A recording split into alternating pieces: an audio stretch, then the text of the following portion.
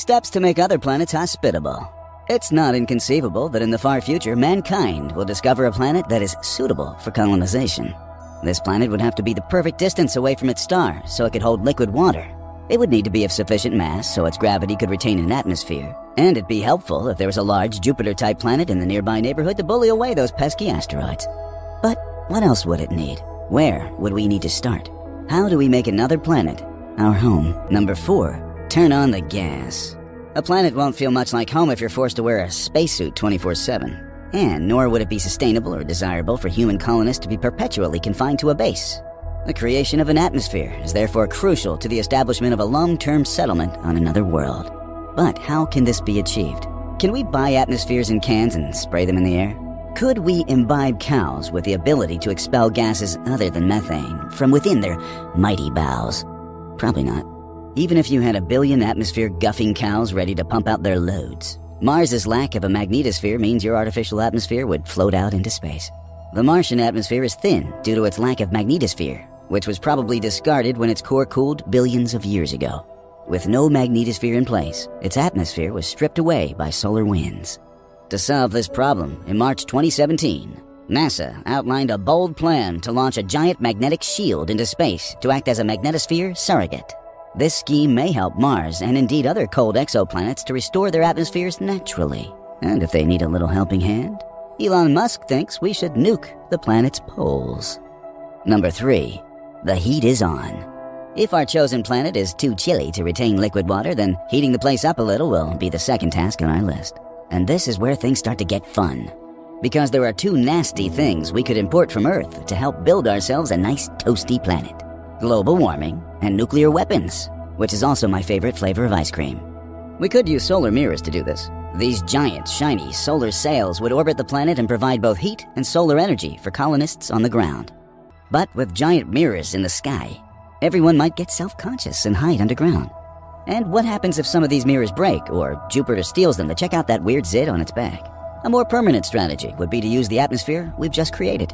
Once we've got some kind of gassy blanket going on, we'll want to make it thick enough to trap reflected solar energy. Carbon dioxide will do the trick, and there's plenty of frozen CO2 trapped in the Martian polar ice.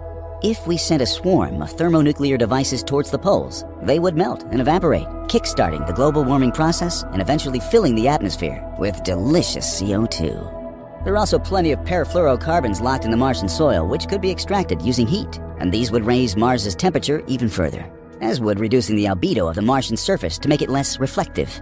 Basically, if the red planet was black, it'd be so much hotter.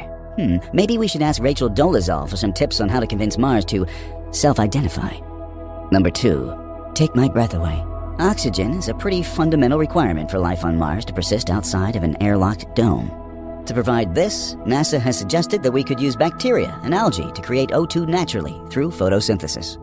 Unfortunately, planetary scientist Chris McKay thinks we'd need 100,000 years of photosynthetic life doing their thing to give Mars a level of oxygen similar to Earth. Bioengineered creatures could be used to potentially speed up this process, but it's probably going to take us a hell of a long time no matter what we use to do it, unless we give Mars a little moxie. MOXIE is an acronym which stands for Mars Oxygen In Situ Resource Utilization Experiment, so it should have been called MORISRUI. But I'm not gonna argue with the space guys because that never ends well. MOXIE is an experimental device which can produce oxygen from carbon dioxide using something called solid oxide electrolysis. Here on Earth, we use electrolysis to remove your grandma's neck hairs. But on Mars, the same procedure could be used to provide liquid and gas oxygen wherever you are on the planet. The problem is, we'll need to develop this technology a lot before it becomes useful for terraforming an entire planet. Right now, MOXIE takes 2 hours to make 20 grams of oxygen, which is roughly 1/4 of a fart. I'm not kidding, I googled it. Number 1, make it rain. If we're eventually going to sow Martian crops, ruin Martian barbecues, and shoot the ending to Martian romantic comedies, we'll have to figure out a way to make the sky cry soggy tears from the heavens above. Outside of a Martian strip club, the only way to make it rain on the red planet is to increase its atmospheric pressure.